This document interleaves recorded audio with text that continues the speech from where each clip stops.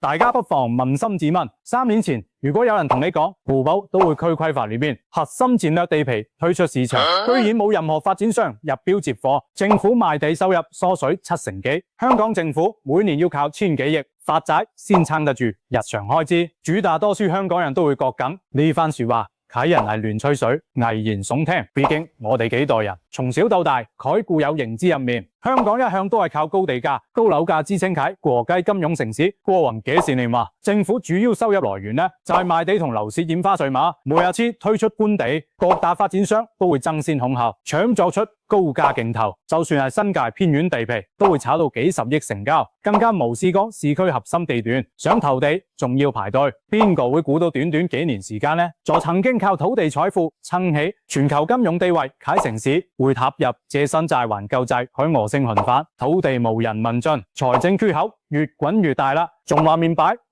10年前根本完全違反市場常規，但2026年今日所有荒誕預測全部變成每日發生嘅真實事實。每一份官方統計數據，每一單土拍結果都話俾我哋聽，香港正經歷一場難以逆轉嘅經濟深度調整。今日我哋無會揀任何美化官方術語，加加掩掩，將地皮流標、財政透支、產業流失3大核心危機拆解得一清二楚。麻木一個生活。呢度啟香港人知，呢場結構性衰退最終俾一群人要承擔所有代價。先由近期轟動地產同財政圈啟北都核心地皮零入標事件講起。呢單土派角對謀只係一塊地賣無出咁簡單，而係全港資本界對香港未來樓價土地價值長遠反彈前景，自體用真金白銀投下不信任票，目標都係區在係政府傾盡人力、物力、財力，重點鋪排未來20年啟核心發展板塊，住者大灣區所有跨境交通、產業配套、居住規劃全部傾起，政策資源無論係官方規劃文件定係早年各大投行分析報告，都一致認定北都是香港下一個貨值增長好勝處。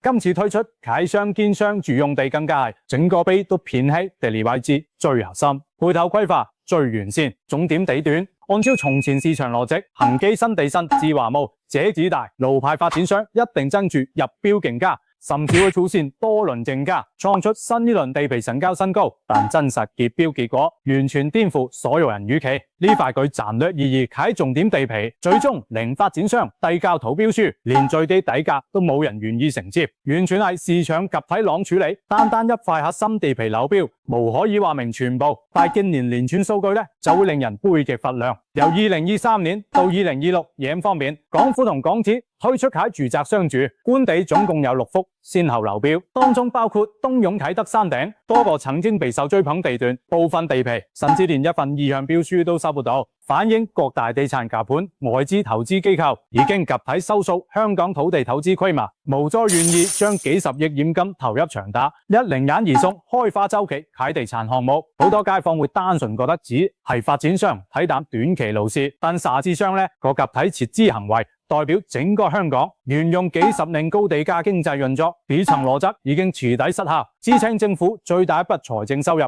土地買賣正式進入停頓狀態。我哋對比返10年前香港土拍市場氛圍，就會見到巨大落差。個個都會規劃，剛剛公布初期，只要政府推出北都範圍內任何地皮，無論面積大小，幾間發展商就會展開多輪高價競投。當時所有行內分析師投行報告全部看好北都長遠升值潛力，斷定未來20年呢，片期會誕生大量高價住宅，持有地皮就等於穩賺增值收益。短短幾年時間，資本市場態度180度大轉彎，背後無單止係本地路線持續調整，仲有一連串長遠隱憂。首先係整個開發回報周期實在太漫長，一塊幾十億喺地皮到手之後，仲要投入巨額資金興建道路、公共交通、學校、醫院等基礎配套，等到整個片區人流成熟，商鋪營業起碼要10年甚至10幾年時間。而當香港人口持續淨流出，本地消費不斷萎縮，未來住宅商場啟需求增長空間極度有限。發展商計算內部回報率之後，發現投入幾十億資金，未來10幾年隨時冇辦法產生穩定正向散錢了。如其冇巨大風險囤地，不如將現金存入銀行，收取穩定定期利息，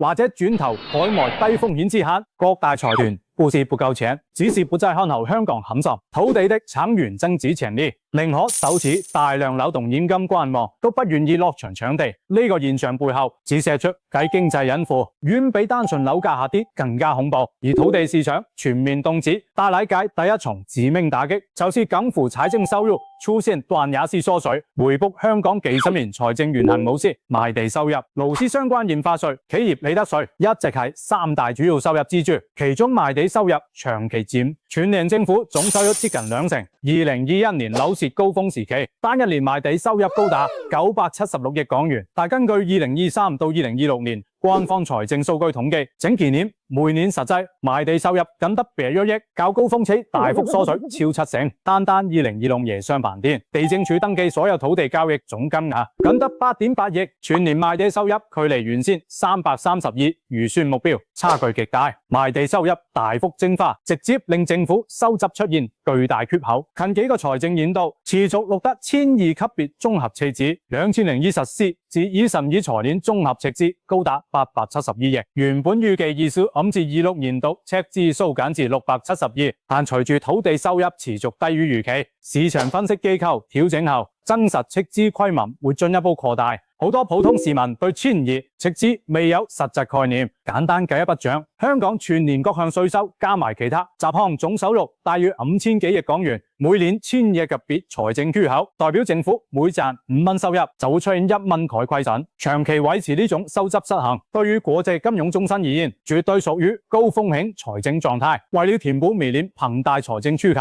維持基礎工程開支同各項公共服務運作，政府只能持續擴大發債規模。根據最新5年財政規劃，未來5個財政年度，每年基建債、綠色債等各類債券發行金額維持1500到1950億港元區間，每年光償還購債利息就要幾百億嘛。呢個數字，好多街坊睇完都會覺得震驚。好多人會誤以為政府發債全部用於羅卜都會區、創科園區等長遠產業投資，實際查借官方開支數據就會發現，每年發債籌集的資金裏面，超過一半金額只用來償還過往發行舊債的本金同利息，真正投入產業生計、民生改善、基礎設施興建的資金只是剩餘少部分。換句話說，現在香港財政運行模式已經走入典型，借新債還舊債混貨，放到普通人家庭身上，就等同信用卡拆東牆補西牆，以卡養卡，短期看似維持日常開支正常，長遠債務規模只會像雪球一樣越滾越大，利息負擔持續加重。一旦未來全球進入高息週期，香港發債融資成本會大幅上升，每年利息開支會再暴增，令財政壓力進一步惡化。呢度我哋可以再深入拆解，好多人冇明白點解以往香港年年賣地庫房盈餘豐厚，從來冇試大規模發債，偏偏就係近4年開始實底變天。其實核心除咗土地市場崩盤呢，仲有一個好多人忽略嘅關鍵，香港經濟可造血能力已經實底退化。過往香港不單止靠賣地，仲有強大嘅無益金融專業服務業，遠遠不多人產生真實經濟收益。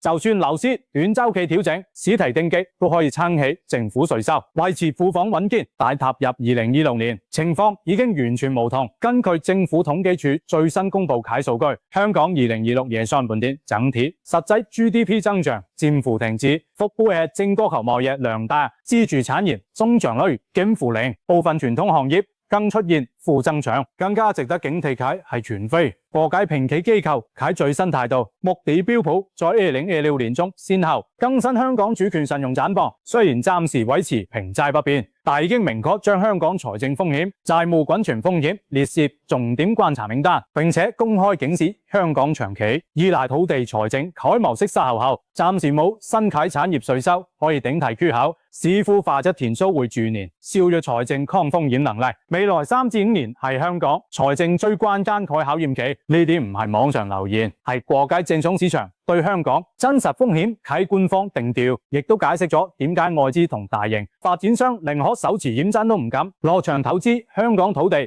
同實體項目。我哋再落翻基層民生層面，講翻最貼地、最真實嘅市景狀況，大家就會實體明白藏財政危機怎樣腐蝕到每一個普通人。而家全港18區，無論係核心路線海旺級、銅鑼灣、尖沙咀，定係新界民生上海、啟沙田、屯門元朗，部位空置潮已經由以往嘅零星個案變成全面常態。我近期走訪過好多開咗10幾年、20年開本土老店，無論在茶餐廳、時裝店、衣廠精品店，幾乎所有老闆都講緊同一番說話。而家做生意無係賺多賺少解問題，係點樣減少虧損，頂住無蝕粒解問題。轉問一間開咗22年開本土茶餐廳老闆同我傾偈嘅時候，直言疫情3年，佢靠政府保就業、租金寬減、街坊幫襯，仲可以捱到。但2024年通關之後，反而一年比一年難做。以前周末假期座無開席，而家平日午市人流稀疏，晚市7點過後已經冇幾多客，人工、食材、水電成品年年漲，但為咗搶客，根本唔敢加價，甚至要減價促客。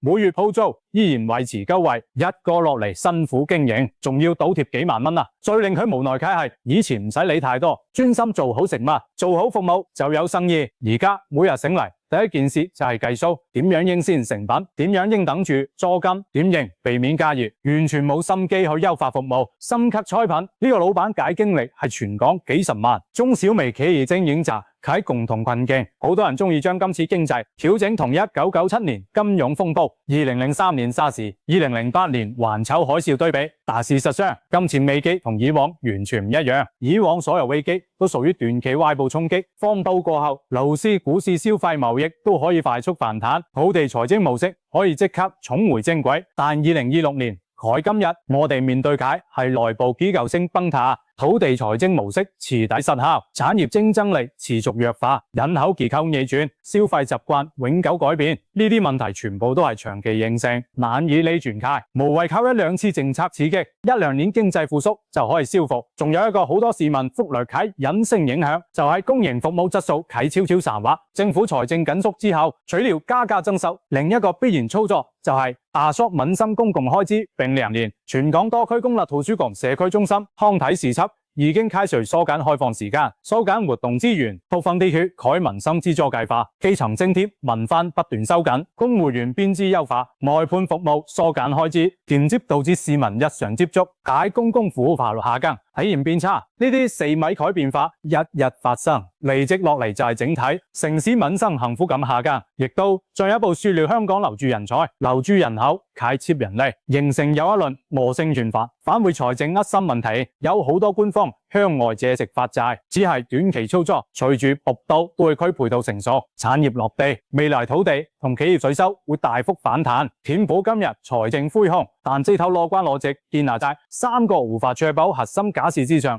第一，未來幾年香港人口持續回流增長；第二，大關胎產業鏈順利導入香港，本地企業盈利大幅起升；第三，樓市同土地價格重回上升通道。但對照2026年真實社會現象，3個前提條件全部難以實現。首先，近年香港整體人口持續淨流出，不少具備高收入能力、中產家庭選擇移民或者長期北上生活，消費主力群體銳減，直接壓縮本地零售餐飲服務行業營業中小企業盈利持續收窄，企業利得稅自然跟住下跌。第二，內地各大一線城市長科金融產業競爭力持續提升，大量跨國區域總部逐步遷移至新加坡、深圳等地，外資企業駐港規模持續收縮，高增值商業活動減少，稅收來源進一步萎縮。第三，剛剛講過，土拍市場全面遇冷，發展商不再高價搶地，未來幾年政府賣地收入唔存在大幅反彈基礎，3大財政收入支柱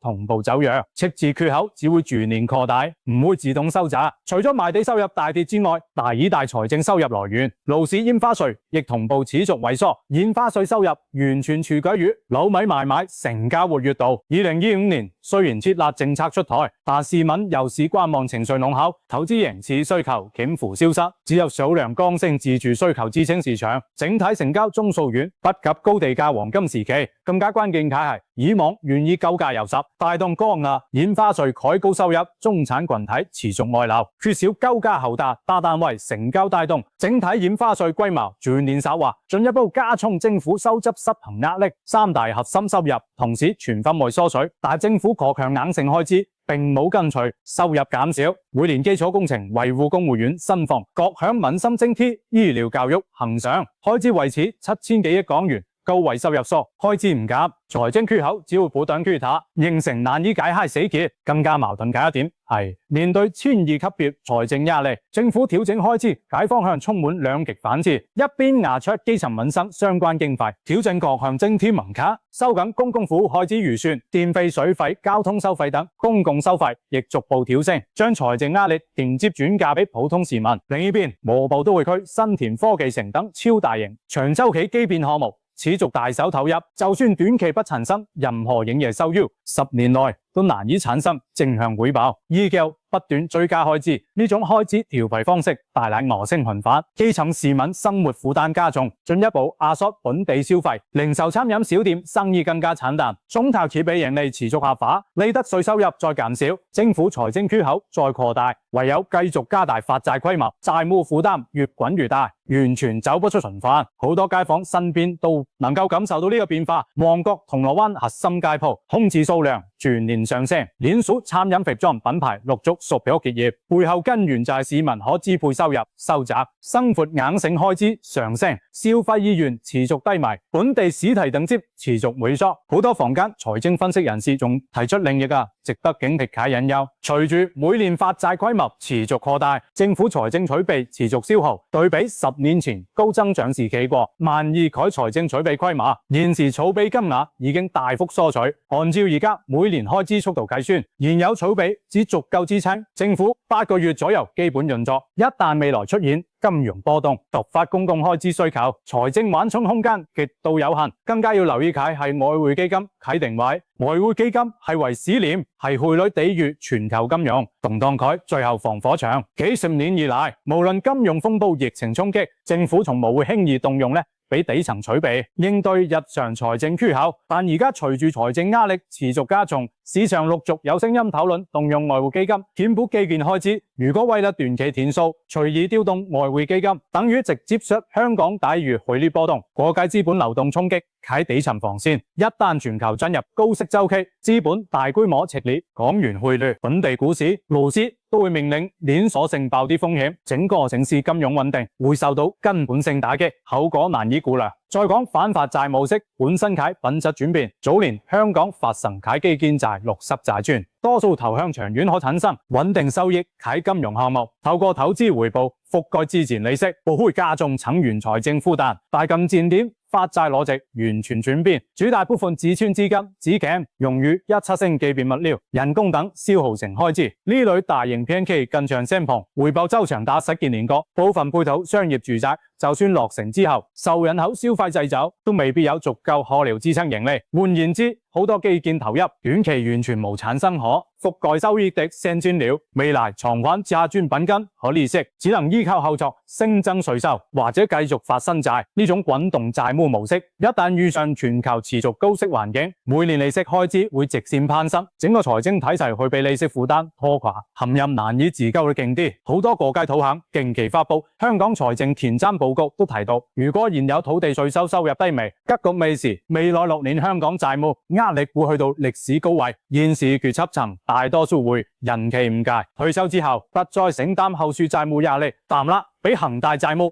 最終需要全港幾代市民一齊承擔，不分老幼，不分階層，所有人都會透過mức入變值、公共收費、加稅目調整等各種形式分攤俾巨大財政虧損。好多觀眾看到呢度會問：唔通徒步都會區完全冇價值？其實唔係，北都作為對接大灣區跨境發展長遠規劃，長遠具備戰略意義，但所有長遠規劃都需要俾排短期經濟基本面作支撐。而家香港面臨啟人口消費、企業外流3大短期壓力，完全無能夠支撐10幾年超長周期建投入啟回本邏輯。過往香港幾十年經濟繁榮，底層邏輯係獨特金融跳板優勢，好量自由行遊客，持續人口增長帶動高房價。但而家大灣區各大城市金融創科配套快速完善，新加坡亦不斷推出有序政策吸引跨國企業總部。香港作內地對外唯一，跳板佢獨特優勢持續弱化。好多原本打算落貨香港開創科金融企業，轉移陣地深圳、廣州、新加坡，就算花幾千億興建大片笋也完，缺少企業或人才進駐，最終只會變成空置甚至偏區。所有基建投入全部變成無效開支，進一步卡企財政負擔。更加現實一點，落到每一個普通香港市民身上，呢場土地財政債務循環危機最直觀嘅影響分兩層。第一層係資產貶值，幾十年以來，香港家庭最核心財富儲存工具就係物業，而土拍市場夾太看淡，直接重新定義全港地皮價值，後續二手新盤樓價長遠會持續受壓。大量早年高價高亢過唔有師，家庭會持續面臨負資產風險，畢生機會隨着樓價調整不斷蒸發。第二層係生活成本持續上升，政府收入不足之下，只會透過各類公共收費、稅項調整補充收入，水電交通、街市攤位租金、各項牌照費用陸續調升，普通打工仔人工增長幅度遠追無上生活開支漲幅，實際購買力轉年速減，一邊資產縮水，一邊使錢變多，雙重壓力加雜之際，基層生活只會越嚟越艱難。好多人仲保持一眾樂觀幻想，覺得只要堅持推進北部都會區，幾年之後自然會吸引大量內地人才資金過嚟，帶動樓價同稅收全面反彈，打破而家財政死循環。但呢個夾實忽視咗最核心競爭邏輯，一座城市長遠吸引力，從來無只係大型基建同大片土地，更加隨住產業配套生活成本、稅務優勢、就業機會、政客比拼。而家內地大江海城市提供更加低廉辦公租金、完整全大廉、國內創科補貼，新加坡亦推出家族辦公室、稅務優惠，搶奪金融資本。香港相較之下，生活同營運成本長期居高不下。如果無從根本改善影響環境，加速生活成本，單純依靠基建大規模投入，好難逆轉資本同人才外流大趨勢。投入解千億興建的片區，最終只會人流稀疏，難以產生足夠稅收，填補當初發債投入的巨額開支。回顧香港過往幾輪經濟低潮，97金融風暴、03沙士、2008環球海嘯、3年疫情，每一次危機過後都會有新產業新人口功力拉動經濟反彈。但係今次呢，搶土地財政債務突急，喺結構性調整，無存在短期逆轉啟外部紅利。從土地市場零入標反映資本體堂，到每年千億財政赤字、千幾億發債借新還舊，再到本地消費萎縮、想炒協嘅持續自立、人口淨流速，幾個現象互相牽引，形成悲反，惡性循環。土地收入跌，財政出口擴大，加大發債，加國內民生收費，市民生活負擔加重，本地消費再跌，企業盈利收縮，利得稅沙化，土地市場進一步簡單，冇任何短期外力可以輕易打破呢個循環。好多街坊睇完一連串數據會覺得絕望，但係其實無需要過度消極，認清真實市場環境，才可以調整自身財務同生活策略。對於持有多套物業嘅投資者，要重新評估資產負債比例，盡量降低高息按揭按減，避免長遠樓價持續調整，陷入負資產泥潭。對於普通打工客年輕人，盡量減少高息消費借貸，離家足夠3000料作應急籌備，減少非必要高消費，唔好再抱有牢實永遠升值改舊思維。打算創業嘅朋友，盡量避開高度依賴本地人流傳統零售、大型餐飲行業轉向跨境服務，宋德化輕資產業務，減少實體鋪位租金沉重負擔。而所有市民都要明白，高地價支撐起舊香港財富神話已經徹底落幕，未來10幾年無會再重現早年買樓穩賺嘅黃金年代。所有財務規劃都要建立報道經濟持續調整、資產價格溫和下行喺預示前提之下。今日由北都核心地皮零入標呢個標誌性事件出發，拆解香港土地財政崩塌、發債續命惡性循環、產業人口外流3重深層危機，無係為咗散播負面悲觀情緒，只係將市面官方報告蘊藏太真實數據同底層邏輯攤開俾大家睇清楚，牛好被片面樂觀資訊誤導。香港過往幾十年依靠獨特區位同高地價模式創造繁榮，但隨住搶錢增擊各個大灣區競爭環境、本地人口結構徹底轉變，舊一套現行體制已經完全無適合。而家新時代結構性調整喺陣痛無可避免，每一位生活呢度嘅市民都要提前做好長遠應對準備，調整消費同資產配置心態，減少負債，手握充足流動現金，先可以平穩度過呢搶網成經濟調整週期。如果你睇完呢段分析，對而家香港土拍、政府財政、樓市前景有自己觀察同睇法，或者身邊見到白頭接粒、身邊朋友移民、轉移資產等真實個案，歡迎下方留言。一齊交流討論，多啲人互相交換資訊，先可以睇清市場真實走向。覺得呢條片拆記佢，數據同邏輯夠貼地，講透市面無願意講解真相。記得點讚加訂閱，後續會持續跟進最新圖拍結果、財政預算數據同各行業真實營運狀況，定期同大家拆解香港經濟底層真相。多謝大家今日收看，祝大家萬事順利，生活安康。